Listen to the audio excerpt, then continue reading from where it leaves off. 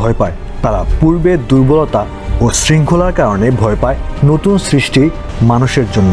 কিন্তু আল্লাহ জানেন, মানুষের মধ্যে সমস্যা সৃজনকারীও থাকবে, কিন্তু নবী, ধার্মিক ব্যক্তি ও অলিরাও থাকবে যারা কামনা ও ইচ্ছাকে নিয়ন্ত্রণ করে আল্লাহর সন্তুষ্টি অর্জন করবে। আদম আলাইহিস সালামকে মাটি থেকে সৃষ্টি করা হয়, তাকে জ্ঞান, শিক্ষা, বুদ্ধি দেওয়া হয় এবং ফেরেশতাদের আদেশ দেওয়া হয় তাকে সিজদা করার জন্য।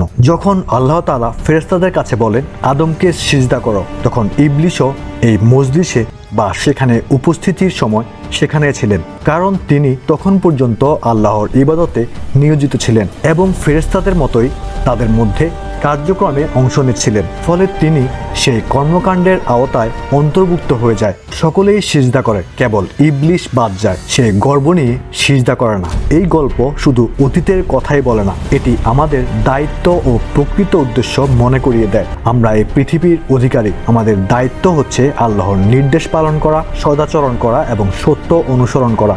এই পৃথিবীর ইতিহাস, জিনদের যুগ, যুদ্ধ ও মানুষের আবির্ভাব সবই শেখায় একটাই সত্য, আল্লাহই সর্বশক্তিমান এবং আমরা সবাই তার নিয়ম অনুসারে চলি। আজ আমরা এই পৃথিবীকে পেয়েছি আমাদের দায়িত্ব পালন করার জন্য।